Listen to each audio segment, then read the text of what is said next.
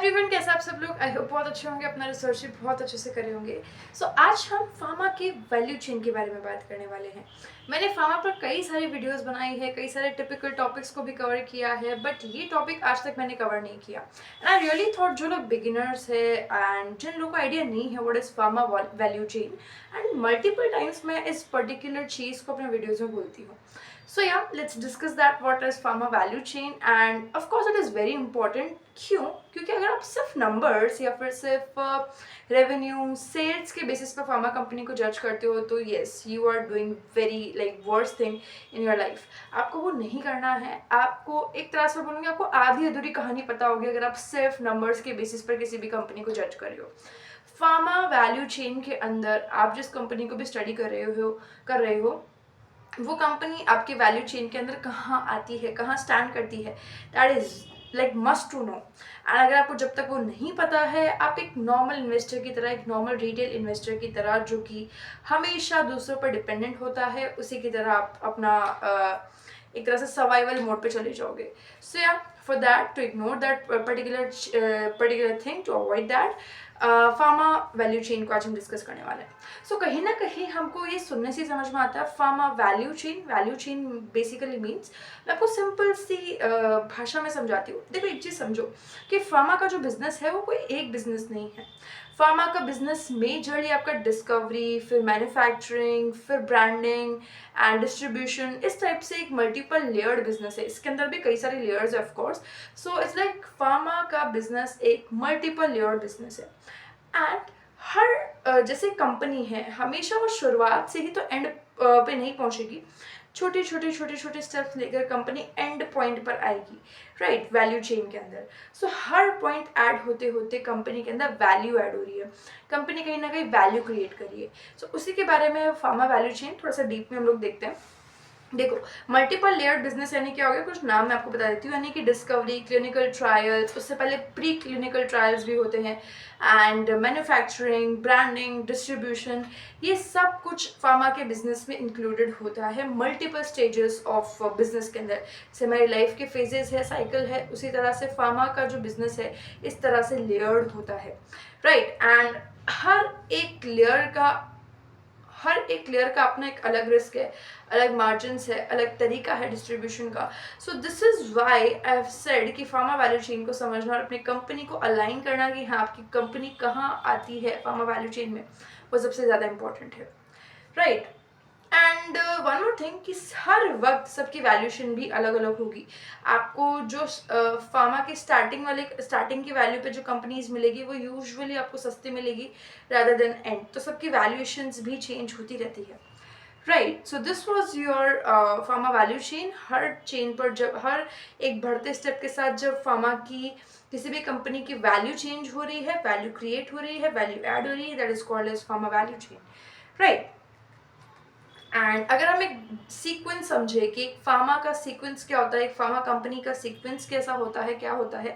सो सबसे पहले शुरुआत होती है आपकी ड्रग डिस्कवरी से, then your pre clinical, then your clinical trials, then regulatory approvals मिलते हैं कंपनीज को, देन मैन्युफैक्चरिंग होती है बड़े स्केल पर, जहाँ पर आप यूजुअली एपीआईज बनाते हैं। अगर एपीआई बनाने वाली कंपनी नहीं है तो फॉर्मुलेशन बनाएगी।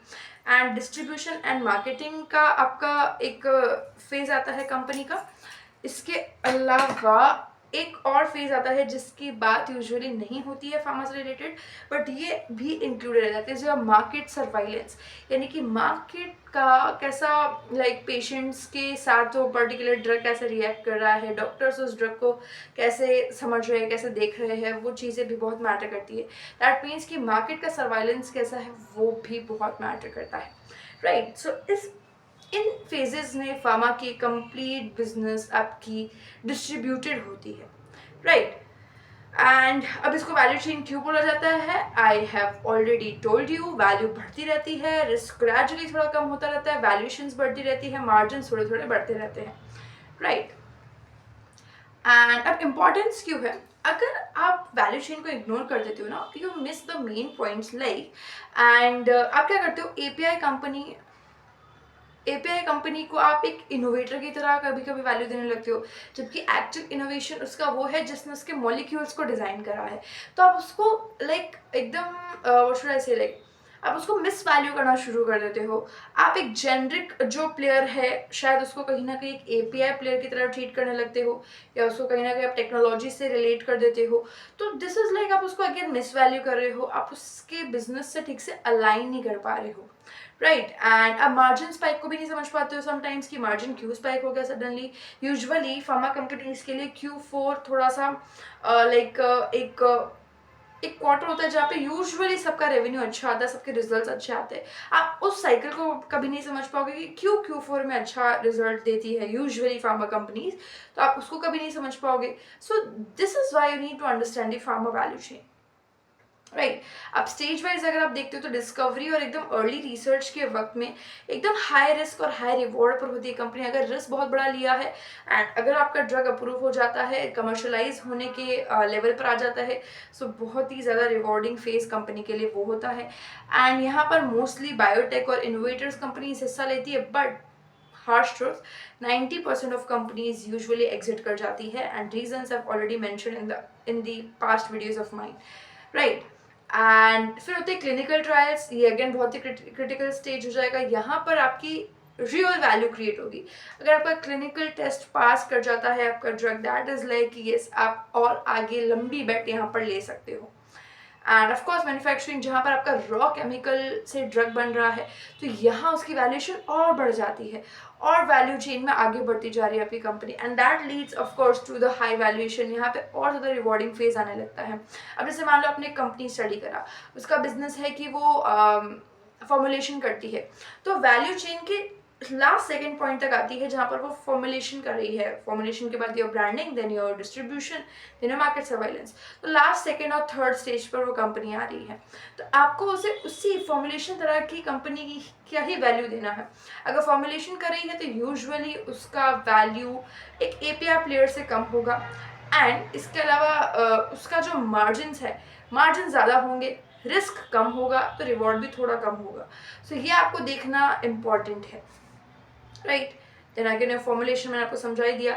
अच्छा, स्पेशलिटी या फिर ब्रांडेड काइंड ऑफ, या फिर आपके बायोटेक या बायोलॉजिक्स ऐसे कुछ होंगे, तो उसमें आपको एकदम हाई रिस्क मिलेगा प्लस हाई रिवॉर्ड मिलेगा, मार्जिन बहुत ज़्यादा हाई होंगे, एकदम डॉक्टर का ड्रिवन डिमांड होगा कि डॉक्टर उस पर्टिकुलर ड्रग को चला रहा है मार्केट के अंदर।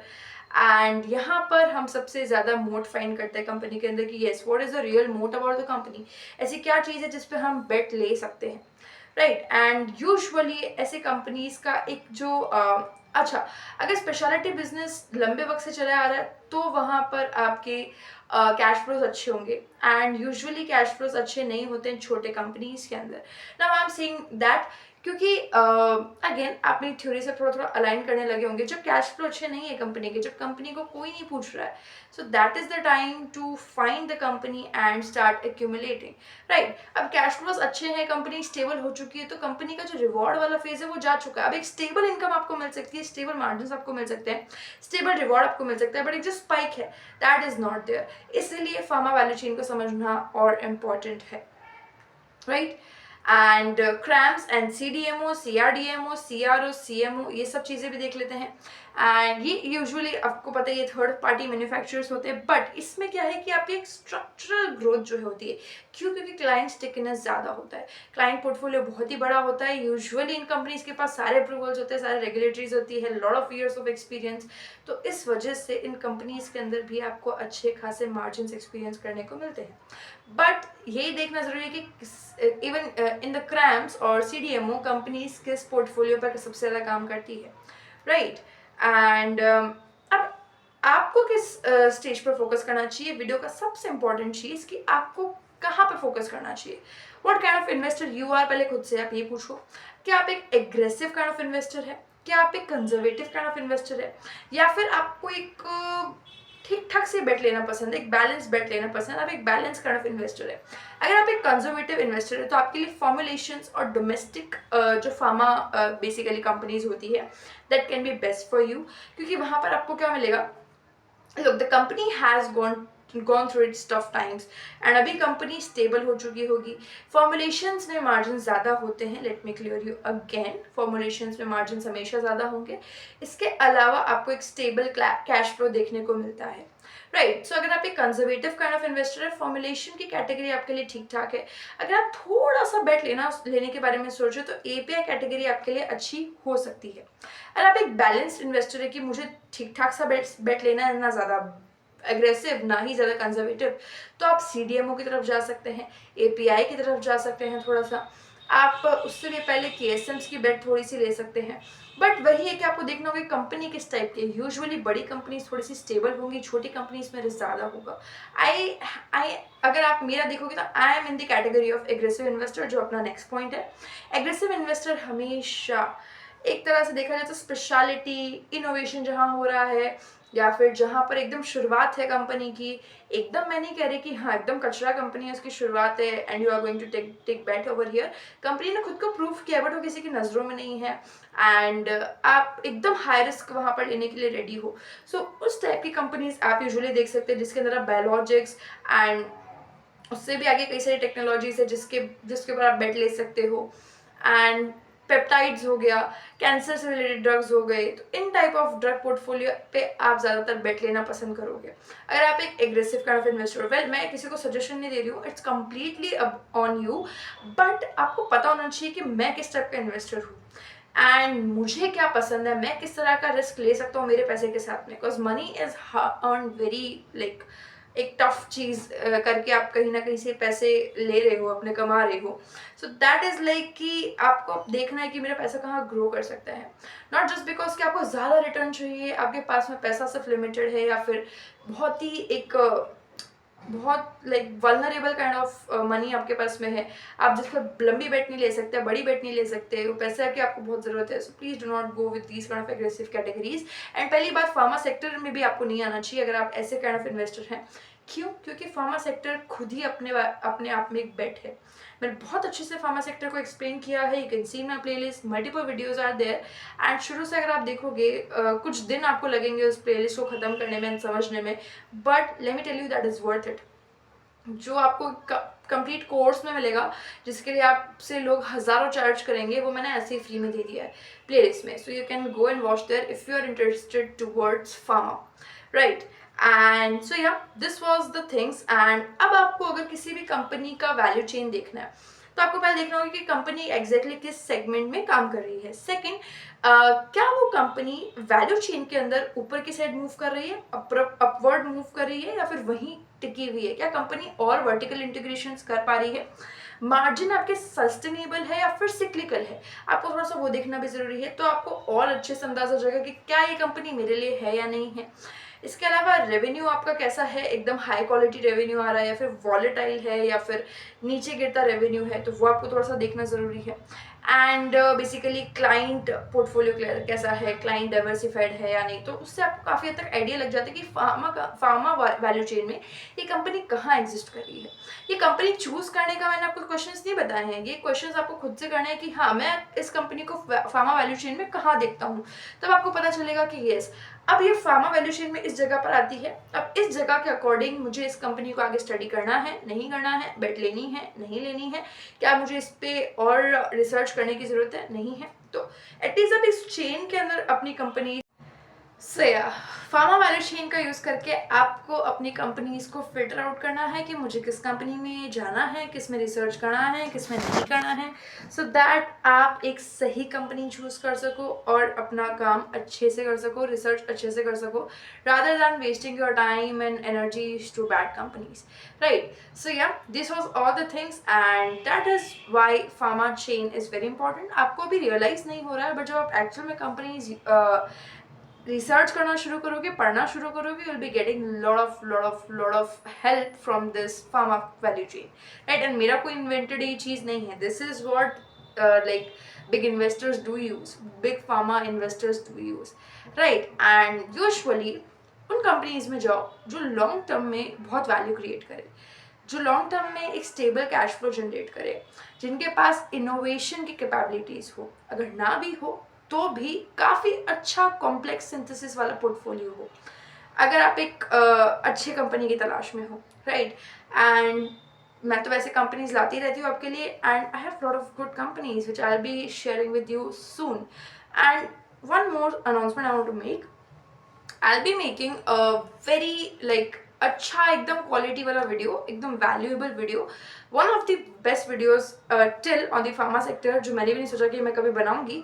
And just got the hands on it, काफ़ी वक्त से मैं रिसर्च भी कर रही हूँ इसके ऊपर, and I be sharing it with you soon.